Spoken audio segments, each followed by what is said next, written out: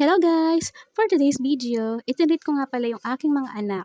Last 2 days na lang kasi, bakasyon na nila. Pero bago yan, sinundo ko muna yung aking mga anak sa school. Ito yung aming class president na napaka-hands-on. Una talagang pinapalabas sa school ay yung mga kinder at grade 1. At ayan na nga guys, dumating na yung aking napakagandang bunso na may daladalang candy. Bigay ng aming president at yung mga kasama namin sa classroom officer. At next naming hihintayin ay ang aming Kuya Jeriel. Bali, 30 minutes pa kami maghihintay.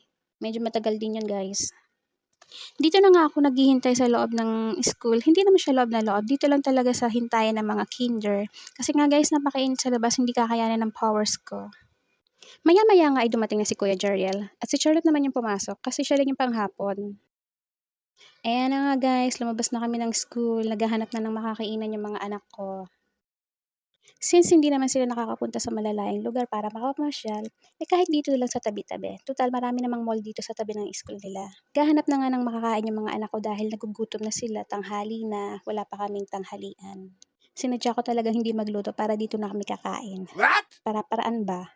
At eto na nga, after maghintay ng another 30 minutes, dumating na rin ang order namin. Ang favorite ng mga anak ko ang chow fan with Shanghai. So guys, alam niyo na kung saan kami kumain. After nga guys namin kumain, nagpahinga lang kami ng sandali tapos umuwi na kami.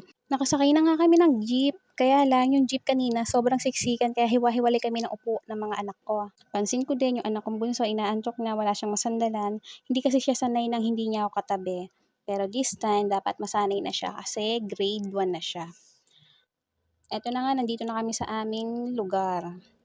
Medyo mahaba-haba pa yung lalakarin namin pero konting tiis na lang makakarating din kami sa aming paroroonan. Bawal pumasok dito kasi ang mga sasakyan na may 4 na gulong kasi nga ginagawa pang kanal. Ginagawa pa kasi yung kalsada sa amin guys kaya nagko-commute pa lang kami. Pero after niyan, maginhawa na naman ang aming pagbiyahe. Yun lang guys. Thank you for watching.